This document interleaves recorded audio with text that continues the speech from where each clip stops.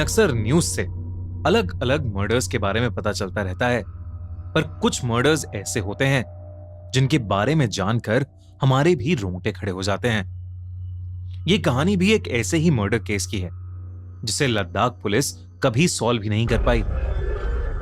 एक सुबह लद्दाख पुलिस को एक छोटे से होटल से फोन आया कि उनके एक कमरे में किसी गेस्ट की डेड बॉडी मिली है। लद्दाख पुलिस ने कई टूरिस्ट की सड़क दुर्घटना में मौत देखी थी, पर इस कदर एक इंसान का लद्दाख के एक छोटे से होटल में मर्डर हो जाना उन्होंने पहली बार देखा था। वो डेड बॉडी एक 28 साल के आदमी रवि की थी, जो कुछ दिनों से उस होटल में सबसे छुप कर रह रहा था। उसकी गर्दन पर काले निशान थे और उसकी आंखें खुली पड़ी थीं। ऐसा लग रहा था कि जैसे मरने से पहले उसने कुछ बहुत भयानक देखा हो। पुलिस ने उसके कमरे में छानबीन की तो उन्हें एक लेटर मिला जिसके साथ एक लड़की की फोटो भी लगी हुई थी। रवि ने उसमें लिखा था कि उसकी जान को खतरा है और उसके साथ जो कुछ भी हो रहा है उसकी वजह वो फोटो वाली लड़की रिया है। रवि ने लिखा कि उस लड़की ने उसकी जिंदगी तबाह कर दी। रवि अपना कॉलेज खत्म करके जैसे ही दिल्ली वापस आया, उसके साथ कुछ अजीबोगरीब होने लगा। एक दिन रवि एक बहुत जरूरी मीटिंग के लिए लेट हो रहा था और अपनी कार ड्राइव करते हुए वहां जा रहा था, लेकिन अचानक उसकी गाड़ी के ब्रेक्स फेल हो गए। ये बहुत अजीब था क्योंकि एक रात पहले तक उसकी कार बिल्कुल ठीक चल रही थी। ब्रेक फेल होने की वजह से उसका एक्सीडेंट हुआ जिसमें उसका हाथ टूट गया और उसके सर पर भी एक गहरी चोट आई। लेकिन बेहोशी की हालत में जब उसने अपनी गाड़ी की खिड़की के बाहर देखा तो उसे रिया दिखी। उसे देखते देखते रवि अचानक बेहोश हो गया। जब उसे होश आया तब वो एक हॉस्पिटल में था। रवि ने उस पूरे इंसिडेंट को अपना वहम माना और उसे भूल गया। लेकिन कुछ दिनों बाद एक रात को उसके मॉम डैड ने उसे नींद से उठाया और उसने देखा कि उसके घर के शीशे टूटे पड़े हैं। किसी ने बहुत बुरी तरह से पत्थर मार मार कर उसके घर को डैमेज कर दिया था। उस रात भी रवि को ऐसा लगा कि वो फोटो वाली लड़की रिया उसके घर के बाहर ही खड़ी थी। रवि ने घर से निकलकर उसे आसपास की गलियों में ढूंढने की बहुत कोशिश की, पर वो उसे कहीं नहीं मिली। उसके बाद कई दिनों तक कुछ नहीं हुआ। लेकिन फिर एक वीकेंड जब रवि अपनी गर्लफ्रेंड निशा के साथ उसके अपार्टमेंट में था तो उस दिन कुछ ऐसा हुआ जिससे उसका दिल दहल उठा।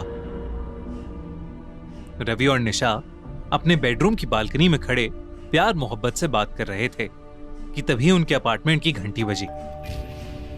रवि डिनर कलेक्ट करने डोर तक गया ही था कि अचानक उसे बालकनी से निशा के जोर से चिल्लाने की आवाज आई।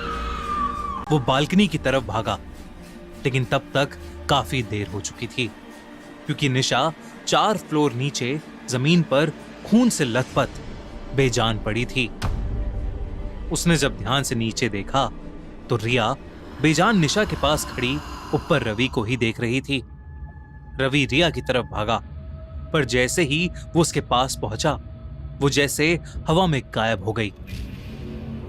रवि निशा की मौत के सदमे से भी उभरा नहीं था कि 2 दिन बाद ही उसको खबर आई कि उसके घर में आग लग गई थी जिसमें उसका पूरा घर जल गया।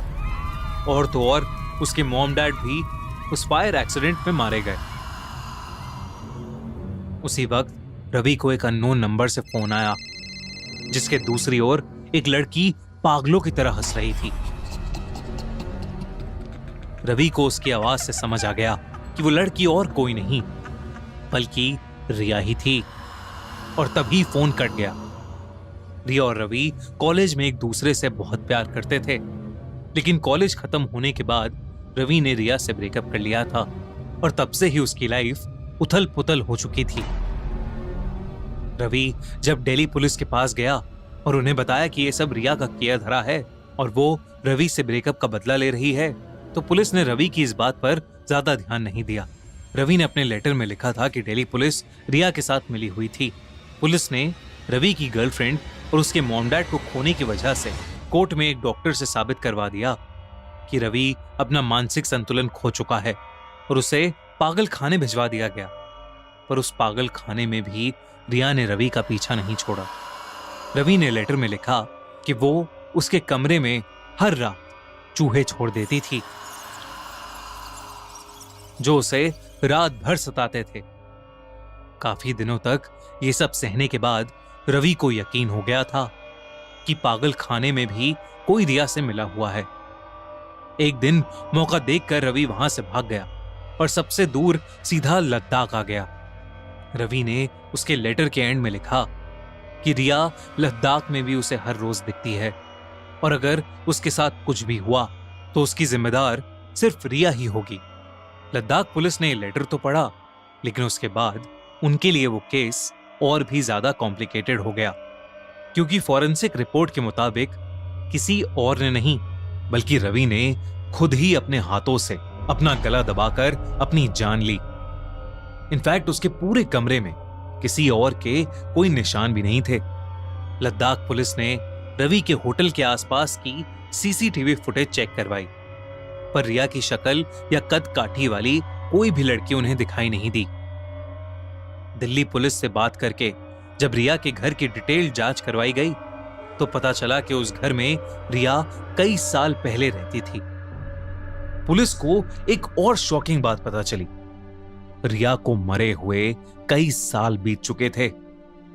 रिया की बेस्ट फ्रेंड ने पुलिस को बताया कि रिया बहुत टाइम से डिप्रेशन में थी और धीरे धीरे उसकी तबीयत इतनी खराब हो गई कि कमजोरी की वजह से उसकी मौत हो गई। लेकिन रिया के डिप्रेशन में जाने का कारण कोई और नहीं बल्कि रवि ही था। रिया बहुत ही अच्छी लड़की थी और एक होनहार स्टूडेंट थी। रवि रिया से प्यार का ढोंग करके उससे अपने एग्जाम्स लिखवाता था और उसे यूज करता था। एक बार रिया ने रवि को किसी और लड़की के साथ उसे चीट करते हुए पकड़ लिया था और इसीलिए उसने रवि से ब्रेकअप कर लिया। लेकिन रिया रवि से बहुत प्यार करती थी, इसलिए ब्रेकअप के बाद वो डिप्रेशन में चली गई। ना वो कुछ खाती पीती थी, ना वो किसी से बात करती थी, बस उदास रहती थी। दिल्ली पुलिस से सारी जानकारी लेने के बाद और आसपास की तहकीकात करने के बाद लद्दाख पुलिस ने यह माना कि रवि पागल हो गया था और अपनी मौत का जिम्मेदार वो खुद था। लेकिन पुलिस के दिमाग में हमेशा एक डाउट रह गया, क्योंकि रवि के लेटर में लिखी सारी बातें सच थीं।